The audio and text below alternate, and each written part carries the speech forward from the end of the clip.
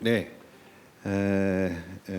네, 그 첫 번째 한국이 가장 먼저 집중해야 할 것과 관련해서는 저희 생각에는 규제 합리화가 굉장히 시급하게 우선순위를 두고 추진해야 되지 않나라는 생각을 하고 있습니다. 대표적으로 아까 소개드렸던 공공저작물 약 1,200만 건을 AI가 학습할 수 있도록 한 것은 규제 샌드박스를 통해서 이루어졌습니다. 지금 앞서서도 설명이 됐었습니다만 저작권법 이슈로 AI 개발 기업과 그리고 저작권자 간의 이해관계를 조정하지 못하는 시간이 계속되고 있습니다.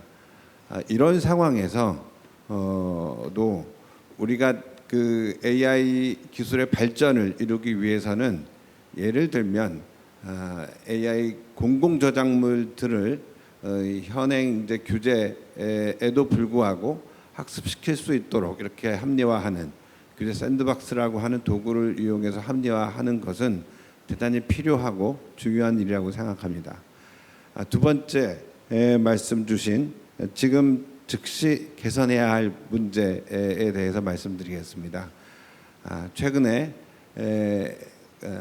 국가정보자원관리원 화재 사고로 정부 인프라가 사실상 상당히 오랜 기간 이렇게 장애를 받고 있습니다.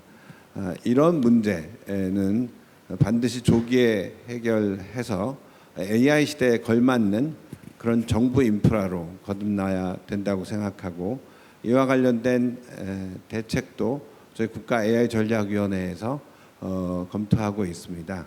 다음 달에는 큰 방향을 제시하고 이것이 앞으로 AI 시대에 걸맞는 거버넌스를 구축하는 디딤돌이 되도록 노력하겠습니다. 일단 지금 AI가 뭐 에이전틱 AI를 넘어서 AI가 가장 많이 적용될 거라고 이야기되는 분야들이 많이 있죠. 그러니까 빅4를 뽑으라고 하면은 되게 제조, 금융, 의료, 국방 뭐 이렇게 뽑거든요. 그래서 이쪽에도 이제 AI 적용을 많이 하고 있고 저희 LG그룹은 아무래도 제조업이 좀 더 많은 비중을 차지하다 보니까 제조 쪽에서도 많은 성과를 내는 데 집중을 하고 있습니다. 이 과정에서 꼭 필요한 정책을 한 가지를 꼽아보라고 한다면 저는 국산 AI 모델과 기업에 대한 좀 더 우대가 필요하다는 점입니다. 이게 그냥 들으면은 뭐 과거에 우리가 뭐 소프트웨어 OS 만들고 아니면은 뭐 신토부리 하자는 거냐, 뭐 갈라파고스화 되자는 거냐 이렇게 할 수 있는데 사실 지금 그런 경쟁에 가는 축이 아닙니다. 이미 AI 모델 학습 경쟁에서 인터넷에 있는 데이터들은 거의 다 학습이 되어가고 있다라고 보고 있는 축이고 이제는 각 산업별로 있는 전문 데이터들을 얼마나 잘 꺼내서 이거 AI로 가지고 오느냐.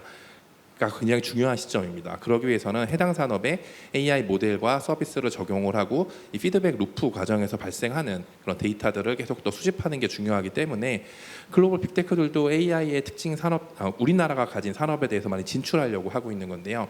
그래서 여기에 우리나라 모델과 기술을 사용을 해야지 이 노하우들이 유출되지 않고 계속 AI에 발전할 수 있는 기반이 마련이 됩니다. 이건 글로벌적인 추세입니다. 미국도 AI 액션 플랜을 통해서 동맹국의 AI 풀스택을 사용하는 것을 권고를 하고 있고요. 중국도 이미 자국 내에서 자국 모델을 사용하는 것을 우대하고 있다는 건 잘 알려져 있으며 우리가 흔히 규제라고 생각하는 EU조차도 요즘 바이 유러피안이라고 통해서 유럽 내에서는 유럽 모델을 써라라는 정책들을 펴고 있습니다. 그래서 국산 모델을 사용하는 것을 장려하는 것이 무엇보다 중요하다고 생각하겠습니다. 사실 뭐 지금 다 아시는 내용입니다만은 AI 기업들은 굉장히 많지만 AI로 돈 버는 기업은 없습니다. 네. 그게 사실은 아직은 AI가 그동안은 핵심 기술을 개발하는 데 집중한 것 같고요. 실제로 이게 AI가 돈을 벌려면 AI가 현장으로 들어가야 돈을 벌 수가 있겠죠. 물론 AI가 직접 버는 거냐, AI가 들어가서 효율화가 돼가지고 생산성이 높아지는 거냐, 뭐 그 이슈는 있겠습니다만, 그래서 일단 우리가 다음 할 일은 실제로 AI 기술을 현장 또는 다른 분야로 파급을 시켜서 전체적으로 생산성을 높이고 또 새로운 어떤 분야를 개척하는 게 핵심일 거라고 생각이 들고요. 거기에서 필요한 거는 일단은 AI가 도구긴 한데 이게 조금 다른 도구입니다. 그러니까 보통 도구라고 하면 우리 집에다가 가구 하나 들여놓듯이 가구 하나 들어놓으면은 생활이 편해지고 좋아지잖아요. 새로운 가전제품 들어와도 좋다 이러는데 그게 아니라 AI는 어떤 느낌이냐면 새로운 가전을 들여놓는 게 아니라 제가 아예 새로운 집으로 이사가는 느낌이에요. 그러니까 우리가 갖고 있던 모든 거를 뭐 쉽게 말하면 다 버리고 그 새로 이사 가서 모든 가구를 다 사가지고 다시 꾸며야 되는 그러한 느낌의 변화가 일어나야 AI가 비로소 AI 어떤 그 우리 집에 내가 AI를 활용하는 게 된다라는 생각이 듭니다. 그래서 나의 변화가 최소화가 되고 AI가 들어온다. 어떤 사회 제도적 변화는 최소화가 되고 AI가 들어온다가 가능할까를 생각하면 그거는 매우 어렵지 않나. 아예 우리가 새로운 집으로 AI란 집으로 이사가는 느낌의 그런 변화를 우리가 시도를 해야 되는 게 아닌가라는 생각이 듭니다. 그래서 그런 측면에서 우리는 AI의 first mover의 생각을 가지고 AI를 대해야지 어떤 fast follow적 입장에서 AI를 대하면은 아마 실패하지 않을까라는 생각을 하게 됩니다. 네. 예, 이게 각 나라마다 입장들을 달리하는 죄송합니다. 원인을 보면 AI 기술의 발전 정도 그리고 그 보호해야 될 콘텐츠가 있는지의 여부 뭐 이런 것들이 같이 함수와 이렇게 같이 연결되어서 정책이 결정되는 것 같은데 우리나라의 경우에는 아까 앞서 설명해 주신 것처럼 AI 기술의 발전도 상당하고 또 이제 지금 한류에서 보듯이 우리가 지켜 나가야 될 콘텐츠도 상당히 많이 있다. 이런 관점에서 접근 본다면 저는 그리고 우리 그 법적 환경도 같이 생각해 봐야 되는데 우리가 한미 FTA를 하고 이행 입법을 하면서 미국과 같은 내용의 그 제한 규정이 공정용 규정을 가지고 있는 그런 법제를 갖고 있습니다. 그래서 우리도 공정용 제도를 좀 더 잘 활용을 하면 그 안에서 좀 더 구체적인 해석의 내용들을 좀 더 살펴보고 가이드라인을 제시한다면 공정용을 통해서 이런 그 소개 목적들 AI 산업과 발전과 그리고 창작자 존중이라는 이 균형들을 잡아갈 수 있는 수단이 되지 않을까 그렇게 생각하고 있습니다. 예견적 거버넌스라는 개념이 이제 제가 그 전공하는 분야는 아닌데 제가 그 미래전략대학원에 있으면서 그 미래에 대한 연구를 하는 다양한 그 학자분들 저희 뭐 내부 교수님들 이렇게 교류하면서 제가 이제 법을 하다 보니까 원래 제가 이제 전공 분야는 IP를 하고 저도 이 콘텐츠 저작권에 깊은 관심을 가지고 있고 그래서 이제 문화에 대한 고민을 많이 하게 된 건데요. 예견적 거버넌스라는 게 그냥 현재 없는 일을 미리 거버넌스 체계를 만들고 뭐 법을 미리 만들어 놓고 그런 개념은 사실 아닙니다. 그러니까 이미 그 말씀드린 것처럼 그 예견적 거버넌스는 이제 새로운 기술이 등장하고 나서 이제 거기에 대한 대응으로서 이제 그 구상이 되었던 것이고 지금 AI와 관련해서도 그 OECD에서도 이제 공식적으로 그 이것을 anticipatory governance 관점에서 이야기를 하는 이유가 속도가 이제 차이가 많다라는 것이죠. 예전처럼 이제 가만히 이렇게 지켜보면서 한 10년, 20년 이렇게 지켜보면서 나중에 거버넌스를 하는 그런 것으로는 도저히 안 된다라는 것입니다. 그러니까 어떤 이제 파괴적인 결과 같은 것들이 물론 오지 않아야 되겠지만 그런 일들이 생긴 다음에 그 수습을 한다는 것은 불가능하기 때문에 예견적 거버넌스는 이제 기존의 그 거버넌스를 체계를 만들고 입법을 만들고 하는 그것보다 훨씬 더 빠른 속도로 대응한다 이렇게 이제 이해를 하시면 좋을 것 같고 이제 그래서 제가 사회적 공감대를 말씀드린 게 보통 이제 어떤 법이 시대와 장소에 따라서 뭐 바뀔 수도 있다 그런 얘기를 이제 그 학생들하고 나눌 때는 우리가 나라별로 이제 굉장히 그 법 개념, 법에 대한 정서가 다르고 해서 조금씩 다른 규정들이 있는 것은 다 인식을 하고 계신데 이제 AI에 대해서도 무작정 이제 어떤 전문가들 몇 사람이 모여가지고 거버넌스를 구축하고 법을 만들고 이렇게 할 수는 없는 것이죠. 당연히 이제 이게 우리가 인공지능에 대해서 뭐 기본법도 있고 많은 입법들이 지금 준비가 되고 있는데 그 과정에는 어떤 시민들의 어떤 참여, 뭐 나라별로 다 마찬가지입니다. 그것이 반드시 있어야만 되고 그렇기 때문에 사실 이제 지금 오늘 뭐 발표들 많이 하셨지만 우리 송상훈 단장님이나 뭐 고민이 엄청 많으실 거예요. 왜냐하면 국민들의 의견을 반영하지 않고 그 거버넌스를 구축하고 법을 만든다는 건 있을 수 없는 일이거든요. 절차적으로 봤을 때 아까 그 샌드박스 말씀도 하셨지만 샌드박스 같은 거를 운영을 하면서 거기서 나오는 여러 가지 이슈들에 대해서 제기되는 문제나 이런 것들을 빨리 피드백을 받고 거기에 대한 이제 조치를 이제 만들고 하면서 구체적인 입법으로 단계로 이제 나아가거나 또 우리가 그 AI 같은 경우에 아까도 말씀드렸지만 이제 뭐 영향 평가 같은 것들 이제 영향 평가라는 도구를 잘 활용하는 것이 또 중요하다고 생각이 됩니다. 이 영향 평가 자체가 그 고민하는 과정이고 또 정부의 어떤 기본적인 그 방향성과 그다음에 국민들의 어떤 생각과 이런 것들을 반영할 수 있는 그런 절차이기 때문에 이걸 통해서 좀 시민들의 생각이 충분히 이제 반영될 수 있도록 이제 결국 이제 운영의 문제인데 이 거버넌스를 이제 구축하는 과정의 노력이 굉장히 그 중요하다라는 생각이 듭니다. 예. 글쎄요. 네, 일단은 AI를 잘 알아야 되겠죠.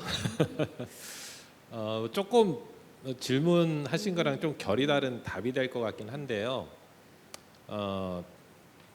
좀 많은 분들은 AI가 생기면서 인간이 편해질 거라고 생각하는데 저는 반대거든요. AI가 생겨서 인간은 더 힘들어질 겁니다. 사실 핸드폰이 없던 시절과 있던 시절을 비교해 보면 있어서 편해진 건 맞죠. 그러니까 좋아졌습니다. 근데 사실 삶이 좋아지셨나요?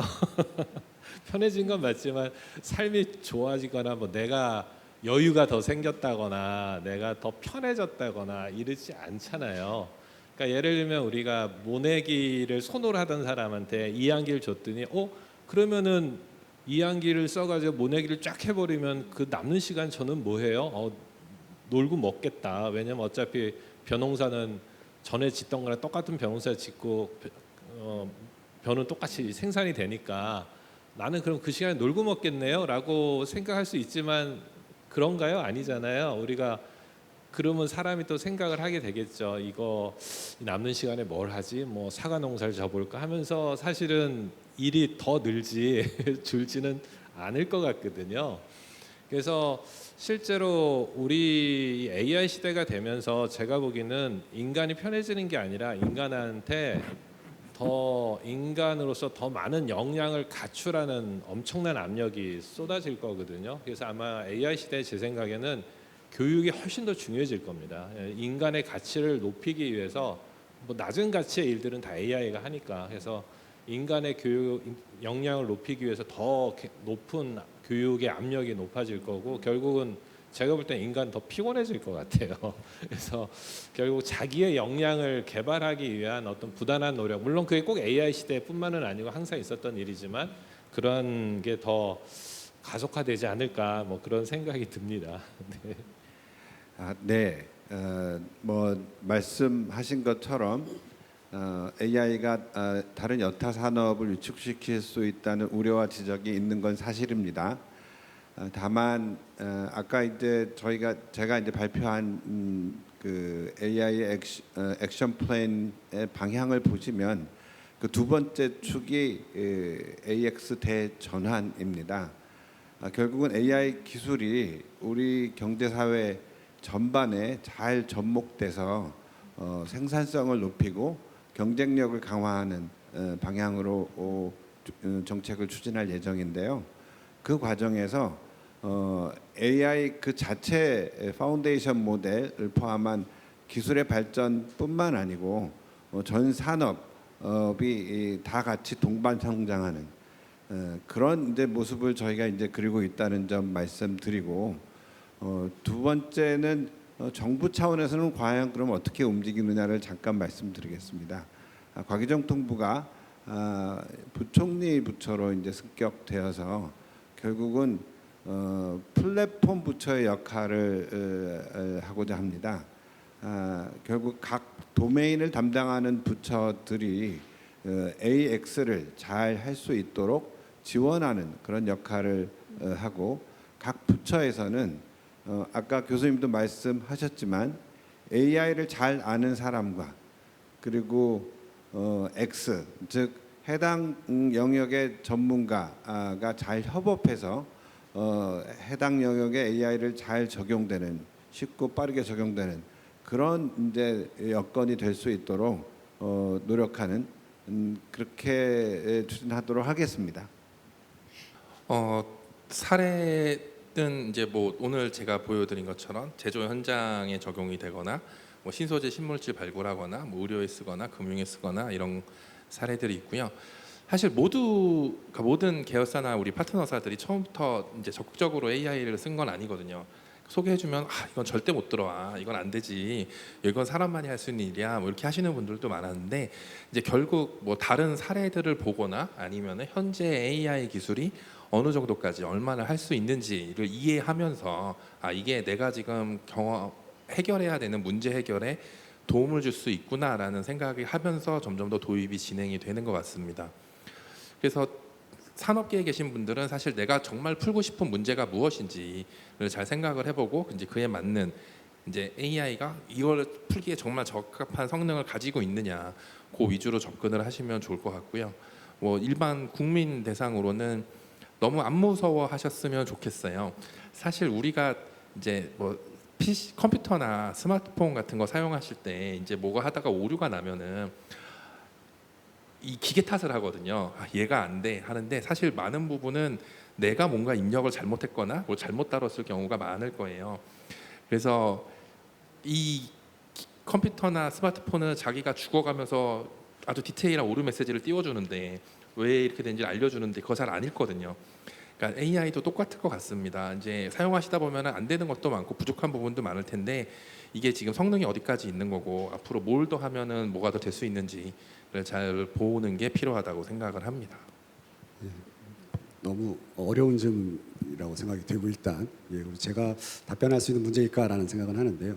기본적으로 이제 예술이 무엇일까라고 생각해 보면 세계를 창조적으로 재현하는 것이다 이렇게 개인적으로 생각을 하는데 그 창조적 재현의 전제가 되는 것은 모방인 것 같습니다.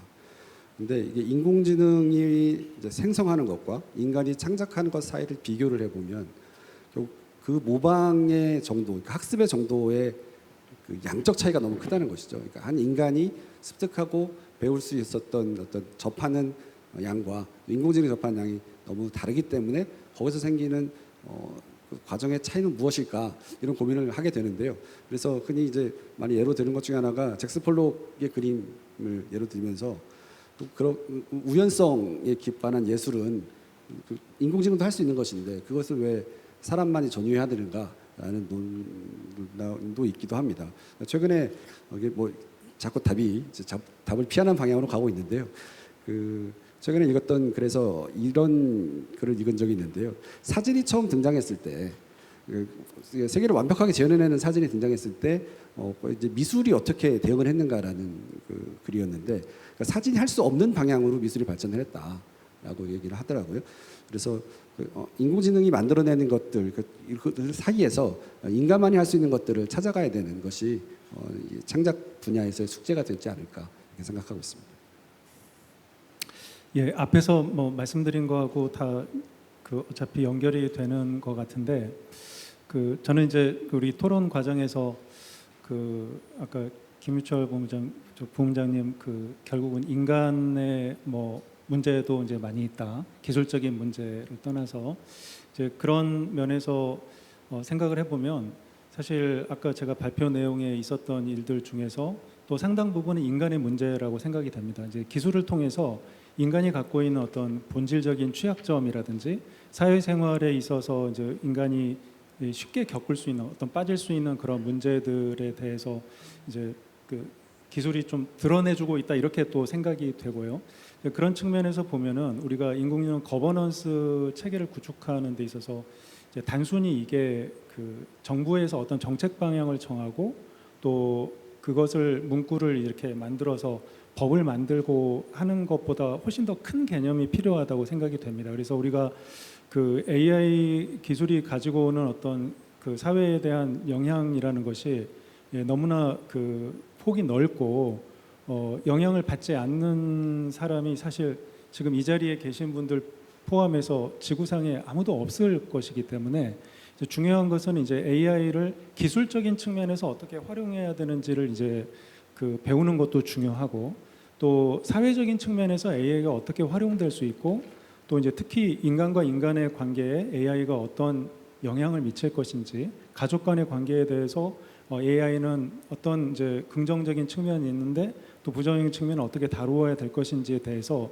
사회 전체적으로 이제 학습하는 과정이 필요하다고 생각이 돼요. 이제 그것에 대해서 방향을 설정하고 우리가 리터러시라는 표현을 이제 가볍게 많이 쓰고 있습니다만은 그 리터러시를 좀 더 구체화하고 정교화해서 이제 단순히 이건 그 무슨 정부 부처로 봤을 때 뭐 교육부의 일만은 아니라고 생각이 됩니다. 산업 전체적으로 사회 각계 가치에서 또 문화 측면에서 굉장히 중요하게 그 부분에 대한 고민을 하고 다양한 어떤 실험, 제가 아까 말씀드린 것들은 굉장히 극단적인 좀 이렇게 뉴스화 될 수 있는 그런 것들을 보여드렸는데 정도의 차이는 있을지언정 누구나 다 겪을 수 있는 문제들이라는 것이죠. 그것들을 기술적으로는 어떻게 다룰 것인지, 거기에 대한 어떤 그 인간의 대응이 어떻게 돼야 되는지에 대해서 학습하는 과정에 대한 설계까지가 또 AI 거버넌스의 어떤 중요한 그 내용이 아닐까라는, 제가 그 우리 단장님께 그 좀 부탁을 드리는 측면에 저도 이제 많이 노력을 하겠습니다만은